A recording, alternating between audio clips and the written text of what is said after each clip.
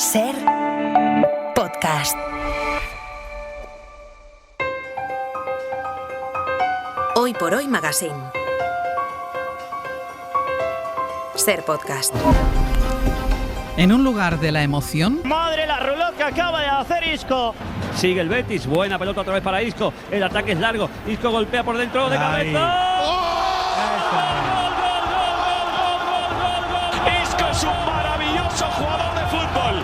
Isco le va a dar la victoria al Real Betis Balompié. Isco ha puesto el estadio patas arriba. Isco. La historia de él, un virtuoso, un mago, un héroe distinto en el silencio de la soledad de una lesión infinita. Sí, sientes que, que es un proceso lento, que prácticamente no avanzas y... Una historia contada a través de ella, la actriz, directora y pareja. Yo estoy aquí, mirándote, filmándote, tratando de entender con la cámara lo que con el corazón ya sé.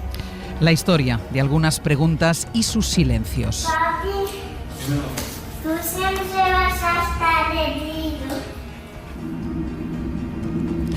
Una historia de resiliencia y de amor. Algo que solo puedo ver yo porque te he amado en cada una de tus versiones, también en esta.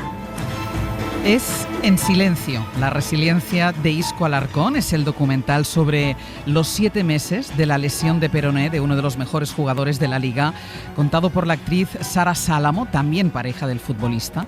Una historia que quizás ustedes hayan visto en los cines y que esta mañana repasamos con su directora, Sara Sálamo. ¿Qué tal? Muy buenos días. Buenos días, Ángels. Muchísimas gracias. A ti por acompañarnos, Sara. De todas las cosas que ocultan una lesión de casi 8 meses, ¿qué es lo que más te ha sorprendido descubrir o reconocer en mitad de ese largo silencio? Realmente para mí no ha sido una respuesta porque no deja de ser como el día a día de mi intimidad. Sí que contrarresta mucho lo que yo vivía en la intimidad de mi casa con lo que yo sentía que los espectadores o los fans de Isco tienen en su cabeza que sucede. Al final nos han enseñado mucho a idealizar o a alabar el éxito, pero no se narra mucho lo que duele y cuesta sostenerlo, ¿no? Y de una ausencia muy prolongada, porque los futbolistas están siempre fuera, Sara, a 8 meses en casa, ¿eso cómo lo habéis... Yo juraría que son más, ¿eh? ¿Eso cómo lo habéis gestionado? Bueno, a modo familia, contentísimos porque, como dices, pues los futbolistas pasan mucho tiempo fuera de casa por los viajes, entonces para los niños está siendo bueno, ¿no?, tener a papá más cerca, pero sí que es cierto que hay mucho dolor, hay muchos grises, hay mucho esfuerzo, muchas cosas que no se ven, que es doloroso ver a alguien que quieres así, ¿no? El espectador piensa, o el aficionado al fútbol piensa que los futbolistas no sufren. Bueno, supongo que entenderán que sí sufren, pero como estas figuras están acompañadas de pues mucho dinero, ¿no? Sí. De los focos, de la fama, del brilli, pues parece como que duele menos, pero la realidad del día a día, sobre todo de una lesión tan larga como esta, es otra y me apetecía mostrarlo de otra manera. ¿Esto era lo que te llevó a hacer la película? Sí, bueno, realmente la idea inicial es del Betis, que quiere hacer unas piezas cortas sobre la recuperación de Isco.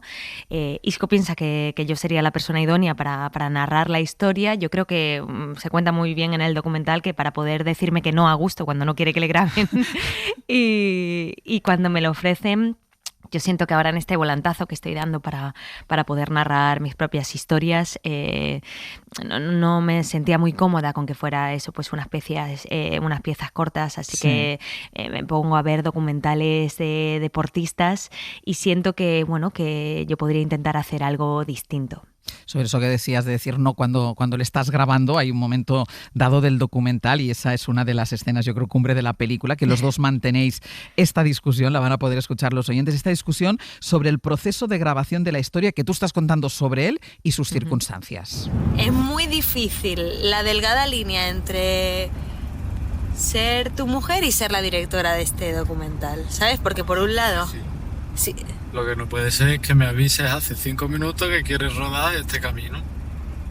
O el otro día que me quieres rodar cuando llego a casa por no sé qué, ¿no? Me tienes que avisar antes también, igual que en otro tipo de rodaje.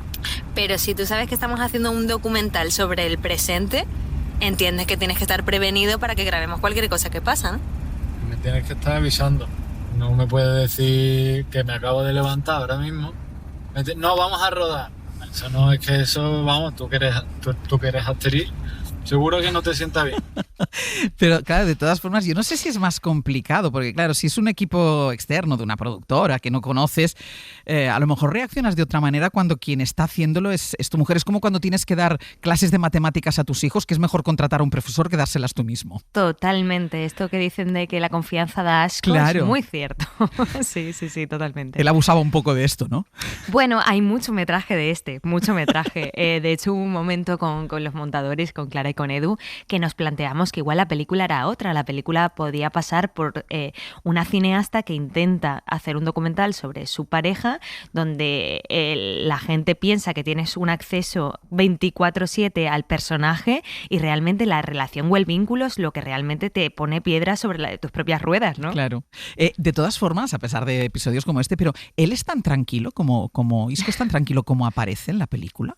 Sí. Es una persona muy tranquila, muy estable. Creo que también parte de esa resiliencia o de poder enfocarse en el trabajo y en perseverar tiene que ver con cómo es él, con cómo es él en este momento actual. También le pilla pues siendo uno de los veteranos, ¿no?, en el fútbol al final, que se jubilan tan pronto. Y sí, cuando intenté de inicio buscar partners para hacer la película, muchos me decían que se unirían, pero si él hablaba más y si él se mostraba de otra manera. Y primero no me parecía como muy honesto el forzarle a ser una persona súper elocuente o dicharachera. Y segundo, que siento que el silencio muchas veces narra más que muchas palabras o mucho ruido, que es ahora mismo a lo que estamos acostumbrados. Y siento también que el silencio en este momento actual es un poco un acto de rebeldía. Claro, yo pienso, Sara, que a lo mejor es más sincero esto que tú propones que no un documental sobre un futbolista y su vida, que de estos hemos visto y están las plataformas llenas, ¿no? Quizás más sincera esta propuesta tuya. Totalmente, para mí la columna vertebral pasaba porque fuera un acto de honestidad y acercar a los espectadores a la parte humanista, ¿no?, de Isco y también, como te decía, que para mí es importante también abogar porque el protagonista de una película pueda ser simplemente una persona noble o una buena persona, que no tenga tantas dobleces o muchas aristas y que eso puede llegar a interesar también. Isco es una buena persona. Para mí sí. Tú eres actriz. Durante estos casi o más unos cuantos meses habéis estado haciendo esto. ¿Te centraste por entero en este trabajo o lo compatibilizaste de alguna manera con tus compromisos que debías o podías tener como actriz? Únicamente rodé una película como actriz en ese tiempo, que casualmente uno de los días de rodaje coincidió con la lista de la selección española.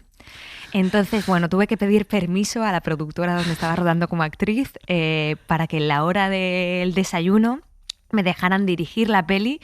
Me llevé pues ahí todo el equipo como para grabarme también a mí misma con los reflejos. Mandé a mi directora de fotografía a Portugal para poder filmar esas tomas y dirigiendo por videollamada como podía.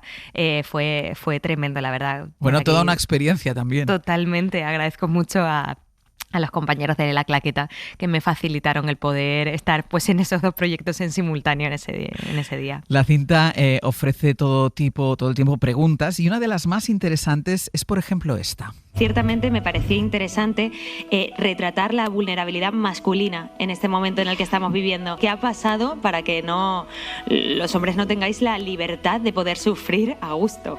Los hombres que no tienen la libertad de poder sufrir a gusto. ¿Tú crees que un documental sobre una larga lesión de una deportista de élite mujer hubiera sido diferente?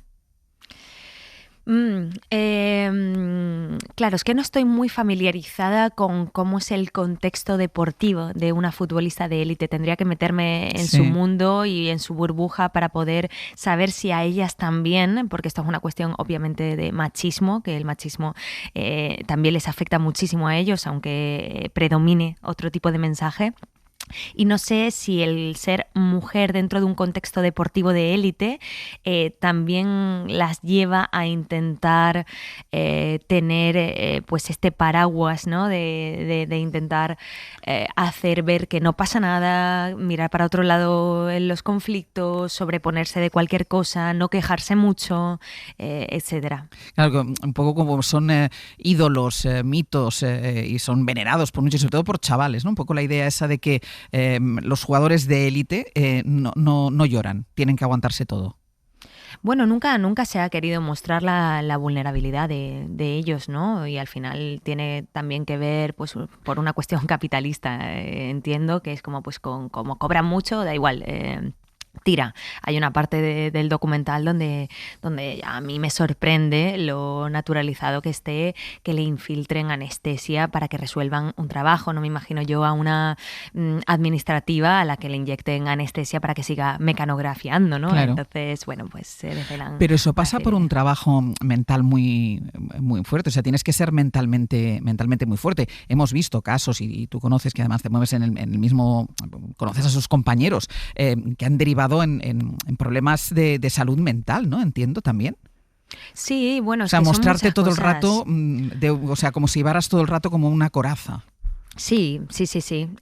Bueno, tienen una responsabilidad muy grande por todos sitios. Primero, porque tienen que defender el nombre de la entidad que les contrata. Segundo, que hay millones de personas que siguen ese club y tiene como que responder a los valores de esa afición.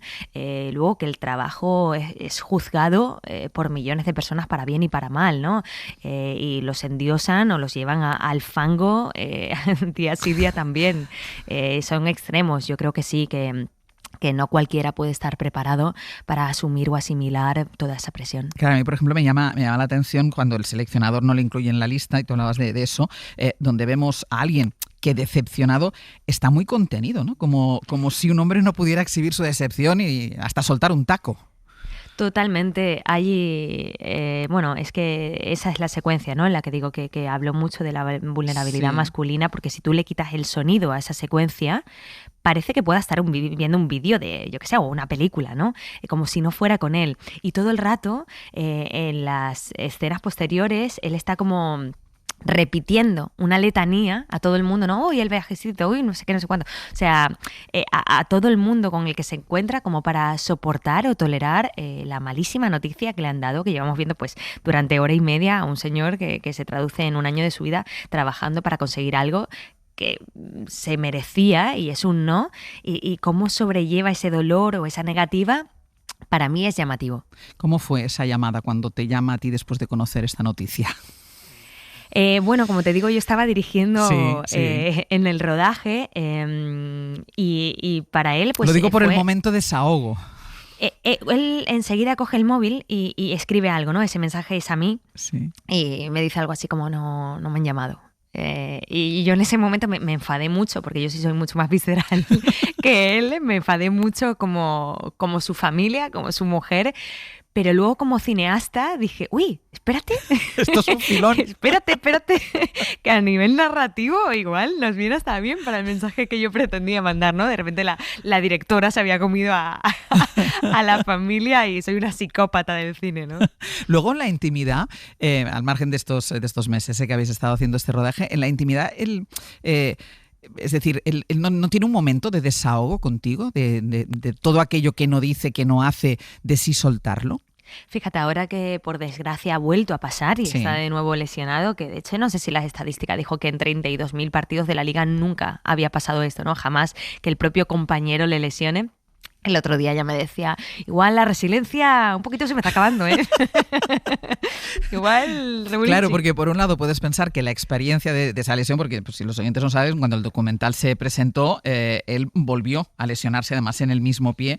Yo no sé si la experiencia de la primera lesión ¿Le sirve para soportar la siguiente o no? Esa la soportó, pero como te digo, ahora esta es una nueva. O sea, ¿Esta es una nueva? Esta es una nueva. Yo el otro día estuve en Bilbao presentando el documental, me veían unas pulseritas rojas de estas del mal de ojo, digo, yo se la llevo. Yo ya me agarro un clavo ardiendo porque esto, o sea, no tiene ningún sentido porque ninguna de las lesiones ha sido por una torpeza de él o por un tropiezo o por nada. O sea, viene de golpes fortuitos que son muy improbables. Sí.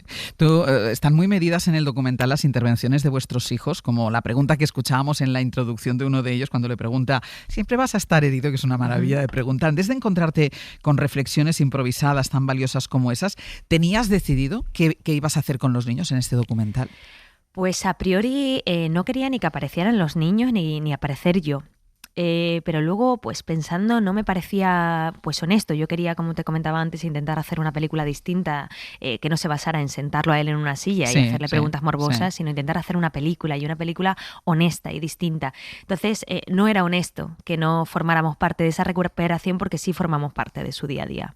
Entonces encontré el recurso de yo aparecer únicamente en reflejos, de mis hijos aparecen muy poquito y de espaldas y la voz tenía que aparecer porque esas preguntas tan genuinas en 2 o 3 intervenciones, claro, no había otra persona que pudiera preguntarlo desde ese corazón, ¿no? Que los oyentes tengan claro que no estaba guionizado, es decir, pregunta lo que pregunta.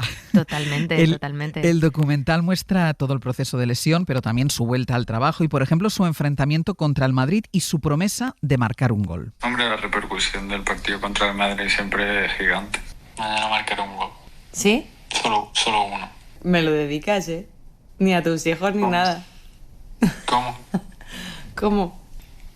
Te como los morros allí. No. Qué vergüenza. Qué vergüenza. Y hubo gol y hubo besos, Sara.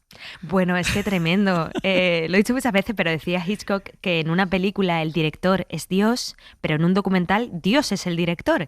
Y claro, todo se alineó para que todo esto fuera posible. O sea, es impresionante cómo él el día previo vaticina que va a marcar un gol cerca de la portería donde yo estaba ahí en la zona de prensa.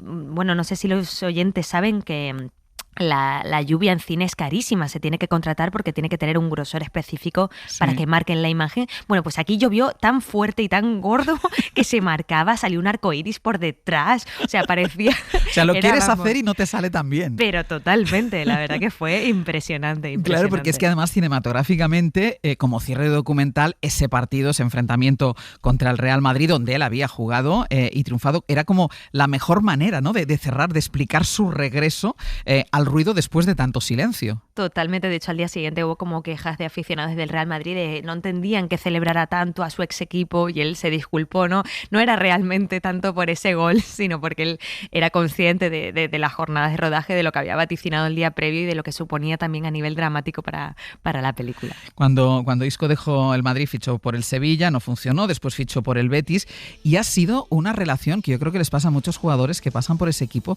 ha sido una relación de amor a primera vista. Y no sé si ese giro lo visteis venir, Sara. Totalmente. Sí es cierto que yo creo que hay personas que trabajan muy bien bajo presión. Yo soy una persona que bajo el estrés funciona muchísimo y hay personas que funcionan mejor bajo el amor. Isco en este caso es de estas segundas y en el Betis ha encontrado pues un equipo que le quiere, que le cuida, donde se ha sentido pues muy valorado y creo que eso le hace sacar su mejor versión. Pues Sara Sánamo, ha sido un placer, actriz, directora y responsable de este documental En silencio, la resiliencia de Isco Alarcón, que desde aquí no dejamos de recomendar. Muchísimas gracias. Muchas gracias a ti, un beso grande. Un beso.